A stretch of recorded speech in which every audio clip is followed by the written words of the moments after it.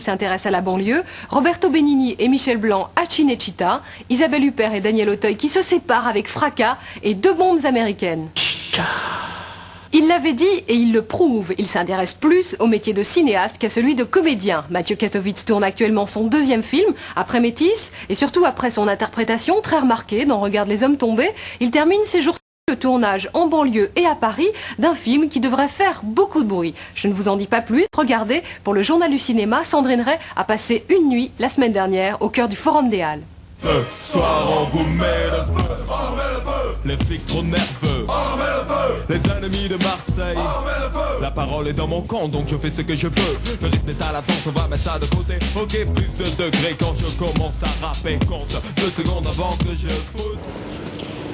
Vas-y, au Vince, là, qu'est-ce qui t'arrive? Ils sont jamais là quand on a besoin d'eux. Allez, viens, on s'arrache, on joue pas à cache-cache, là. Comment on va faire, putain? 3 personnages qui se retrouvent, qui se retrouvent sur Paris à la fin, qui vivent dans une cité, qui se retrouvent bloqués sur Paris.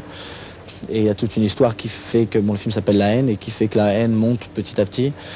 Et à la fin, il y a une opportunité comme ça de quelqu'un qui peut se venger et qui ne le fait pas mais qui l'imagine. C'est un fantasme. C'est un fantasme, ouais. Qu'est-ce que vous avez de commun avec vos personnages? Rien. Le film est inspiré d'un truc qui s'est passé, une bavure qui s'est passée il y a 2 ans, d'un mec qui s'appelait Macomé qui s'est fait tirer dessus dans le 18e, qui s'est pris une balle dans la tête. C'était un mec de 17 ans. Et je me suis posé la question comment le flic a pu en arriver à telle haine pour lui tirer une balle dans la tête tandis qu'il pouvait rien faire, c'était évident. Et qu'il a même pas voulu, enfin il a certainement pas voulu tirer, mais il lui a fait peur quand même, il a mis le flingue, il a armé le chien. Et comment le môme a réussi à le mettre dans une telle situation de haine. Et Pierre, le sang va gicler. Donc, On a une glace optique. on a une glace, bah, il faut la mettre. Ça tourne, attention. Action! Vous n'aimez pas beaucoup la police? Non. C'est un cercle vicieux, c'est-à-dire que les flics détestent les jeunes parce que les jeunes détestent les flics, parce qu'ils détestent les jeunes et ça n'arrêtera jamais. Aller dans une manifestation, vous voyez la façon dont les CRS se conduisent et qui sont les plus sauvages, qui sont les plus dangereux, c'est certainement pas les manifestants. Elle nique sa mère, la police. Ouais, nique sa mère, la police. Même d'en parler des banlieues, moi je trouve que ça fait tout de suite c'est un petit peu déplacé. C'est la galère là-bas, je te jure. C'est vraiment la merde quoi. Il va falloir faire quelque chose, sinon ça va péter, tout le monde le sait et ça continue. Si le film il peut juste dire ça et qu'il y a des gens qui se sentent pas concernés, qui peuvent juste se rendre compte un petit peu de ça, c'est gagné quoi. Est-ce que vous avez quelque chose à dire sur les personnages?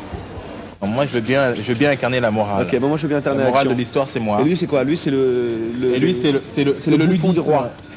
Mathieu il nous a montré qu'il était capable d'être acteur et qu'il était capable d'être hyper bon. À partir de là, une fois qu'il nous avait impressionné, ça y est quoi, il pouvait commencer à nous diriger. Il n'y a pas beaucoup de filles dans le film. Ah ouais, non, il n'y a pas de filles dans le film, non.